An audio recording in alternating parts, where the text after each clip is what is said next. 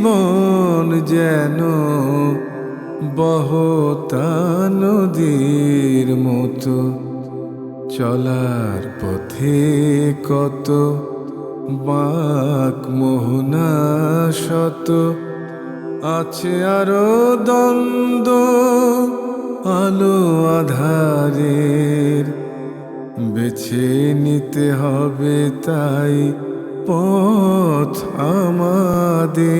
আসসালামু আলাইকুম প্রিয় দর্শক, আপনারা যারা দেশে আছেন প্রবাসে, সবাইকে জানাই অনেক অনেক প্রীতি ও শুভেচ্ছা। শুরু হলো এনটিভি আয়োজিত এবং লাভ হলো নিবেদিত টক শো আলোকপাত। আমাদের আজকের বিষয় অনুপম আদর্শ। আপনাদের সাথে আছি আমি জয়নুল আবেদিন আজাদ।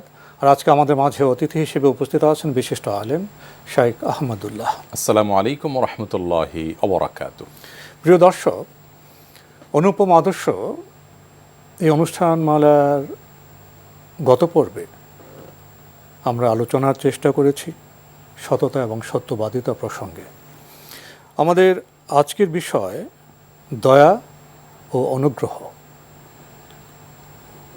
দয়া এবং অনুগ্রহের প্রয়োজন কার নেই?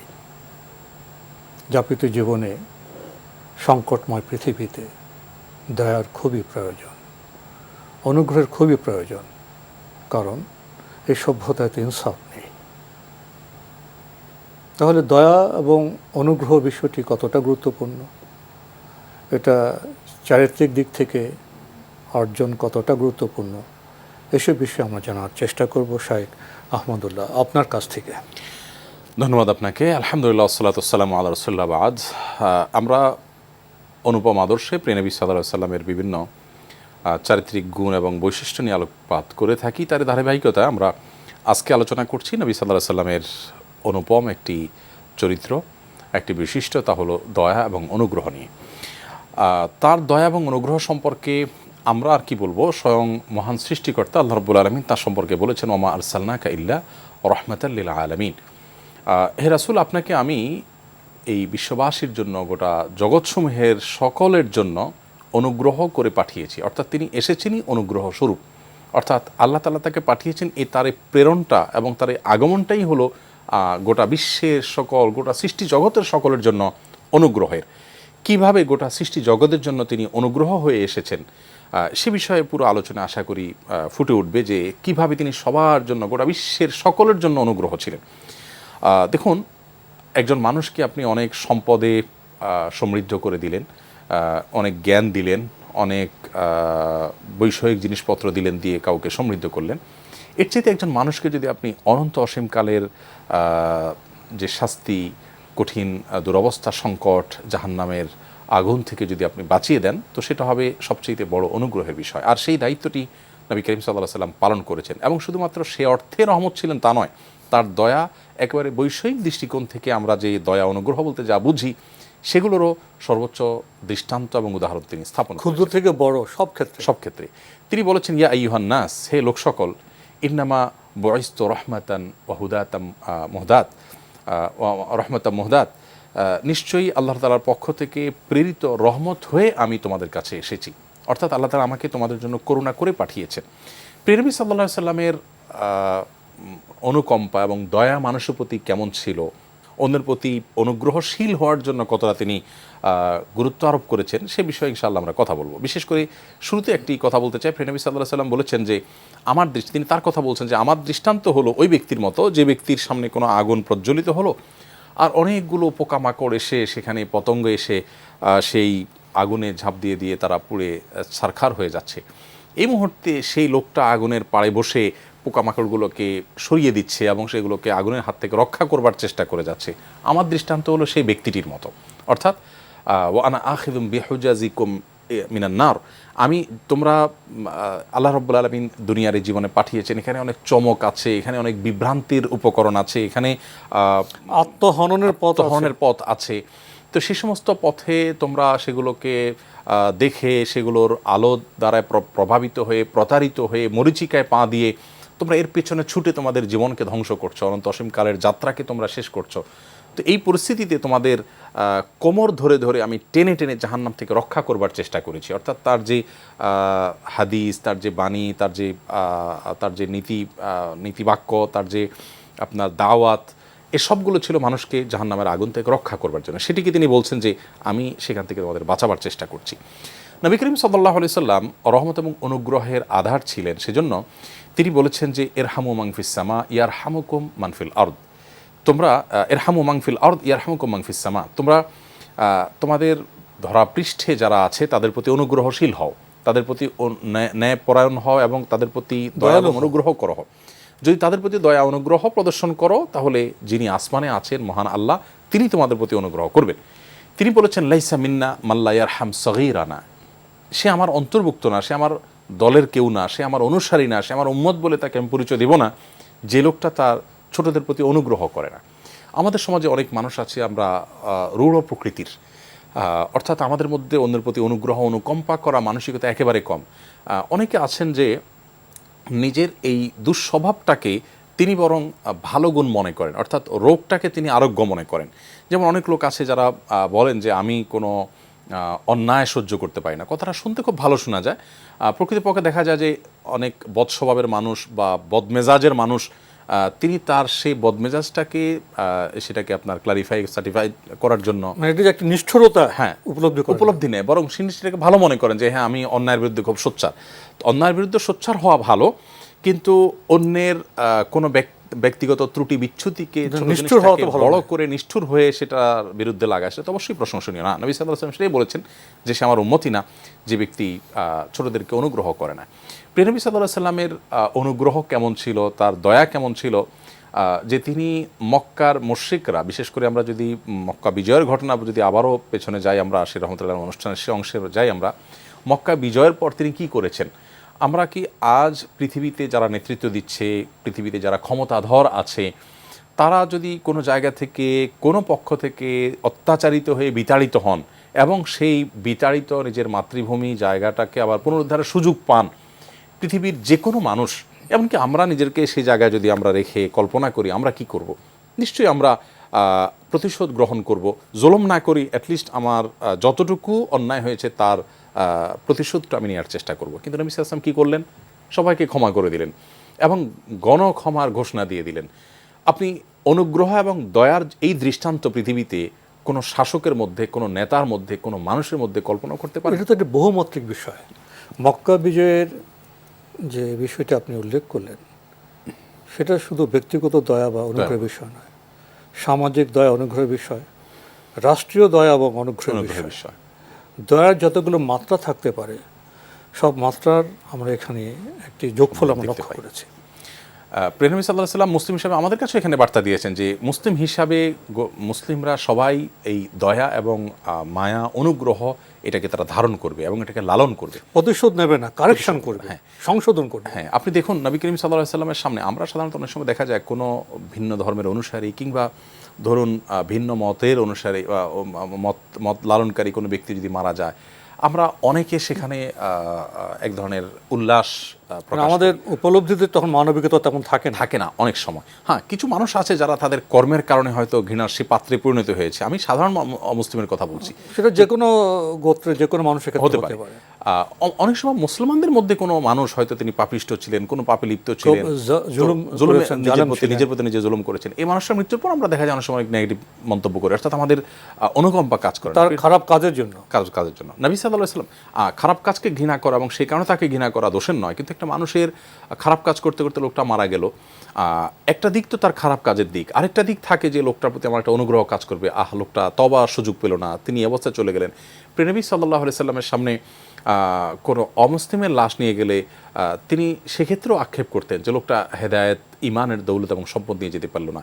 অর্থাৎ নবী সাল্লাল্লাহু আলাইহি ওয়াসাল্লামের মধ্যে প্রতিশোধ স্পৃহা ছিল না। আজকাল আমরা অনেক ইসলাম প্রচার করি, ইসলামের কথা বলি, আমাদের অনেকের মধ্যে এক ধরনের জিজ্ঞাসা, এক ধরনের প্রতিযোগিতা, অসুস্থ প্রতিযোগিতা যারা চালায় তাদের মতো করে এক ধরনের খেদ জেদ কাজ করে যে সে একটা পক্ষ, আমি একটা পক্ষ, সন্দেহাতীতভাবে পক্ষ এবং হক এবং বাতিল দুটা পরিষ্কার। কিন্তু এরপরও একজন মুসলমানের মধ্যে এক ধরনের অনুগ্রহ থাকবে যে আপনি আমার প্রতিপক্ষ, আপনি আমার আদর্শের বিরোধিতা করেন, এরপরও আপনার প্রতি আমার একটা বিশেষ সিম্প্যাথি থাকবে, একটা মানবিক আচরণ থাকবে যে আপনি যদি হেদায়েতটা পেয়ে যেতেন। এবং সেই জন্য আপনার সাথে, এই জন্য আল্লাহ বলেছেন ওয়াজাদিলহুম বিল্লাতি হিয়া আহসান, যদি আপনার সাথে আমার বিতর্ক বৎসাও করতে হয়, ঝগড়াও করতে হয়, সেটা এমন একটা উপায় হবে যেন আমি আপনার আসলে কল্যাণকামী, আর দিনটাই তো আদ্দিন নাসিহা, কল্যাণ কামনা করা সবার এখানে বোধহয় ইসলামের সাংস্কৃতিক যদি আমরা রূপের কথা বলতে যাই, এখানে ব্লেম বা দোষারোপের বদলে কারেকশন বা যেটাকে সংশোধনের একটি দয়ার্দ্র চেতনা থাকবে এখানে। নবী করিম সাল্লাল্লাহু আলাইহি সাল্লাম আপনি দেখুন, তিনি কিন্তু প্রত্যেকটা পর্যায়ে সংশোধনী এনেছেন।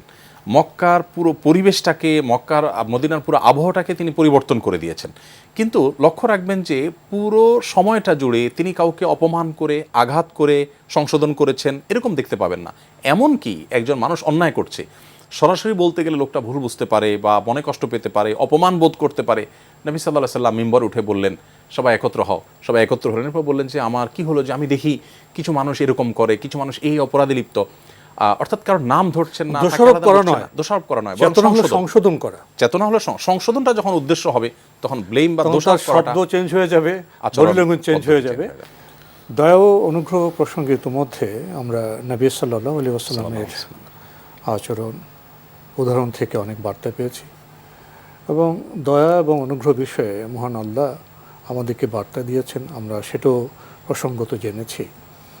দয়া এবং অনুগ্রহের যে বার্তা, দয়া এবং অনুগ্রহের যে সৌন্দর্য, এর প্রয়োজনীয়তা, সেটা বর্তমান সময়ে আমরা বিশেষভাবে উপলব্ধি করছি। বর্তমান সময়ে মানুষ চেতনাগত দিক থেকে অনেক পিছিয়ে গেছে, অন্ধকারের দিকে তারা যেন চলে যাচ্ছে।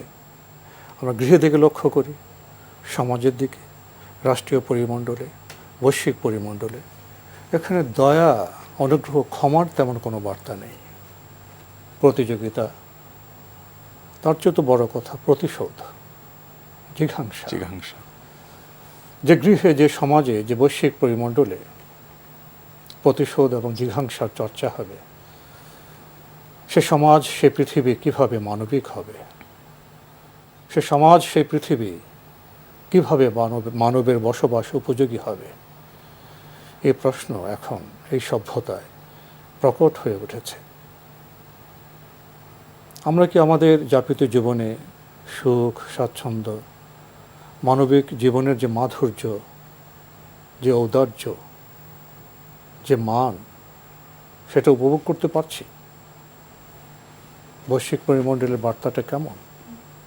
আমরা ইউক্রেনে কি দেখলাম?